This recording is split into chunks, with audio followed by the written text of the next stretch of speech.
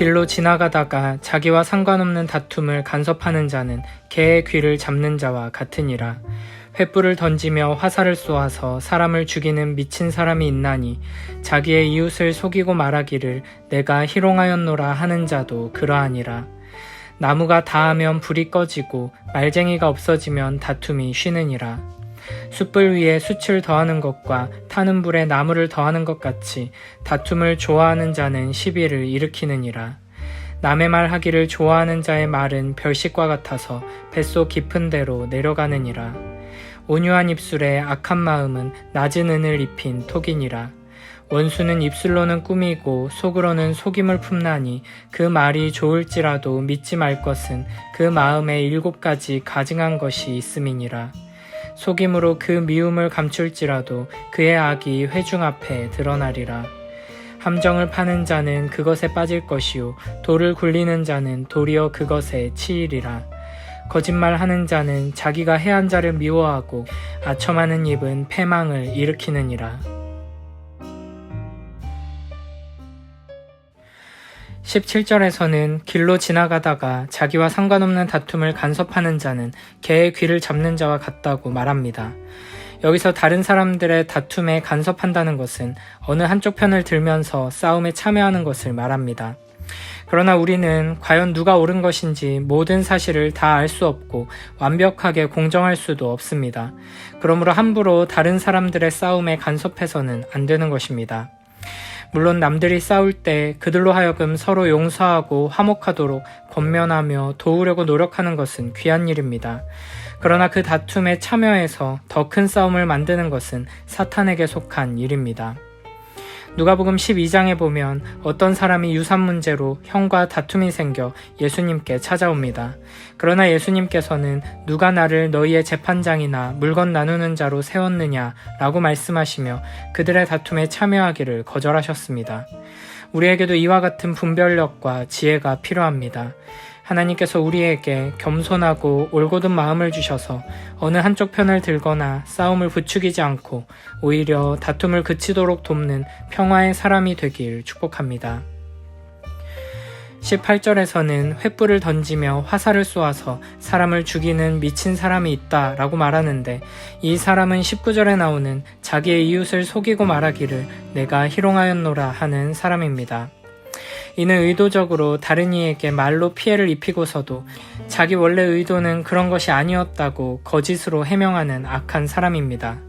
이런 거짓 입술을 가진 사람에 대해 하나님께서는 다른 사람에게 화살을 쏘아 죽게 만드는 미친 사람이라고 강력하게 비판하십니다.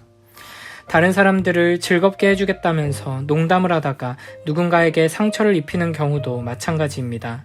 우리는 농담이 때로는 웃음을 줄 수도 있지만 누군가를 불쾌하게 만들 수도 있고 누군가를 심하게 해칠 수도 있다는 것을 기억해야 합니다. 특히 남을 깎아내리는 말이나 거짓된 말을 사용하다가 사람들을 칼로 베고 화살로 찌르는 미친 사람이 될 수 있습니다. 그러므로 우리는 말의 무게와 영향력을 항상 기억하며 바르고 지혜롭게 말하기 위해 신중에 신중을 기해야 할 것입니다. 20절은 계속해서 이 거짓 입술을 가진 자에 대해 말합니다. 나무가 다하면 불이 꺼지고 말쟁이가 없어지면 다툼이 쉬느니라. 아멘. 불을 피우는 중에 땔감인 나무가 떨어지면 불이 꺼지는 것처럼 다른 일을 험담하는 자가 사라지면 공동체 안에 다툼이 없어지게 된다는 것입니다. 이렇게 험담꾼에 의한 다툼을 불에 비유하는 것은 21절에서 계속 이어집니다. 숯불 위에 숯을 더하는 것과 타는 불에 나무를 더하는 것 같이 다툼을 좋아하는 자는 시비를 일으키느니라. 아멘. 다툼을 좋아하는 사람은 숯불에 숯과 같은 역할을 하고 불에 나무와 같은 역할을 합니다. 그렇기 때문에 험담꾼이 없다면 그 공동체에는 시비와 다툼이 일어나지 않게 될 것입니다. 22절에서는 이러한 거짓 입술을 가진 자가 하는 말이 왜 공동체에 다툼을 일으키는지 그 이유를 설명합니다. 남의 말 하기를 좋아하는 자의 말은 별식과 같아서 뱃속 깊은 데로 내려가느니라. 아멘. 험담꾼의 말은 별식과 같아서 배 깊은 곳으로 내려갑니다. 험담꾼이 다른 이에 대해 하는 말이 귀에 솔깃하게 들리기 쉽고 그 말을 다른 사람에게 옮기고 싶은 욕망이 우리 안에서 꿈틀댈 수 있다는 것입니다. 이렇게 18절부터 22절에서는 우리에게 다른 사람에 대한 거짓말을 하지 않도록 조심하라고 교훈합니다. 우리가 거짓말하는 사람이 되지 않기 위해 스스로 조심하지 않는다면 17절에서 말한 것처럼 스스로를 해치는 길로 가게 될 것입니다. 또한 우리는 거짓말하는 사람을 공동체에서 주의해야 합니다. 그런 사람이 하는 말은 듣기에 달콤하고 솔깃하여 다른 사람에게 그 말을 옮기고 싶어지게 됩니다. 그러나 그런 말을 듣거나 그런 말을 옮기는 행위는 공동체의 다툼을 일으키고 그 다툼이 더 뜨겁게 타오르게 할 뿐입니다. 23절에서는 온유한 입술의 악한 마음은 낮은 은을 입힌 톡이니라 라고 말씀하십니다. 나쁜 은이란 정제된 고급 은이 아닌 찌꺼기 은을 말합니다. 처음 볼 때에는 은을 입힌 톡이로 생각했는데 나중에 알고 보니 찌꺼기 은을 입힌 톡이었다는 것입니다. 이렇게 처음에는 진짜인 줄 알았는데 나중에 보니 가짜인 것이 바로 불타오르는 입술과 악한 마음을 동시에 가진 자입니다.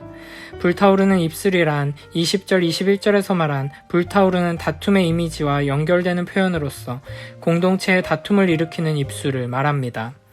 다툼을 일으키기 위해서 열심히 뜨겁게 노력하는 모습입니다. 하지만 그 열심과 뜨거움 뒤에는 오직 악한 마음만 있을 뿐입니다.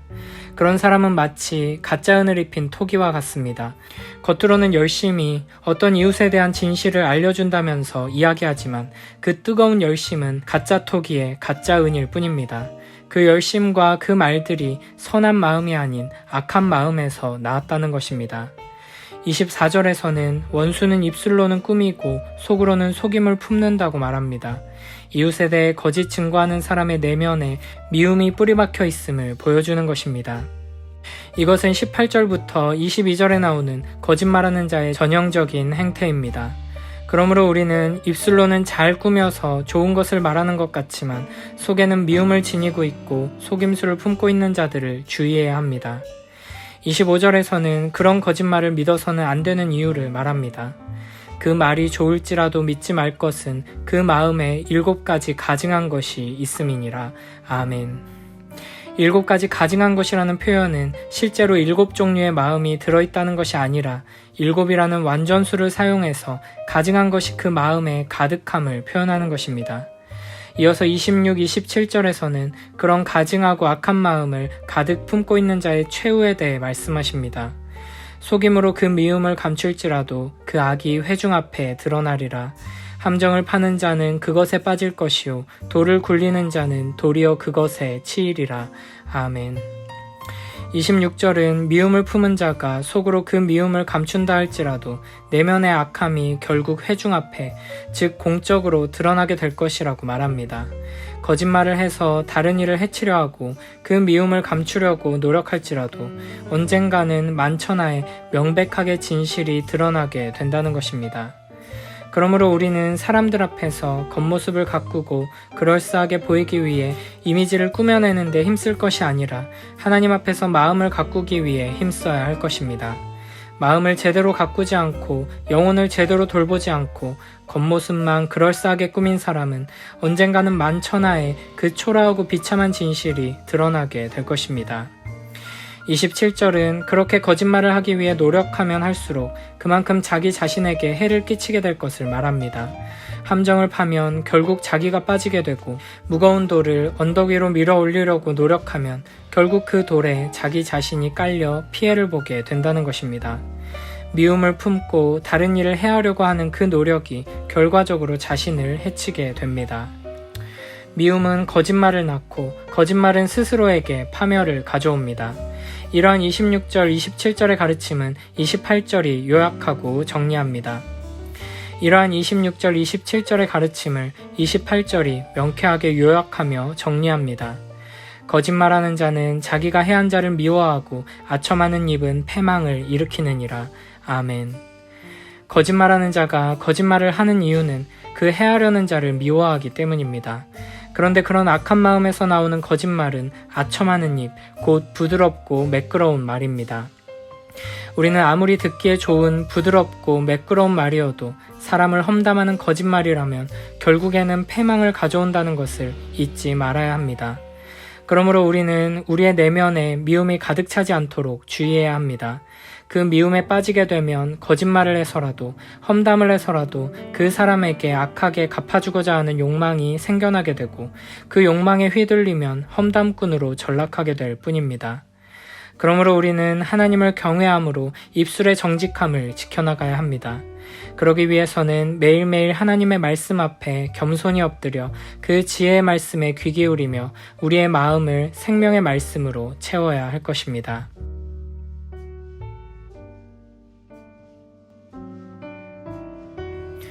상관도 없는 분쟁에 끼어드는 것은 지나가는 개의 귀를 잡는 격이다. 이웃을 속이고도 장난삼아 그랬다고 하는 자는 불화살과 도가살을 쏘아대는 미친놈과 같다. 섭이 없으면 불이 꺼지듯 고자질하는 사람 없으면 말썽이 그친다. 숯불에 숯을 넣고 타는 불에 나무를 던지듯 말썽꾸러기는 싸움에 부채질만 한다. 고자질하는 말은 맛난 음식과 같아 뱃속 깊이 들어간다. 마음이 악하면서 말만 부드럽게 하는 것은 겉만 매끈하게 칠한 질그릇과 같다. 원수는 그럴싸한 말을 해도 엉뚱한 속셈을 품고 있다. 다정하게 말해도 믿지 마라. 그 속에 구렁이가 7마리나 들어있다. 미운 생각을 교묘히 감춘다 하여도 그 악의는 회중 앞에서 드러나고야 만다. 웅덩이를 파는 자는 제가 그 속에 빠지고 돌을 굴리는 자는 제가 그 밑에 깔린다. 남을 속이는 자는 제가 속고 아첨하는 자는 자기 신세를 망칠 뿐이다.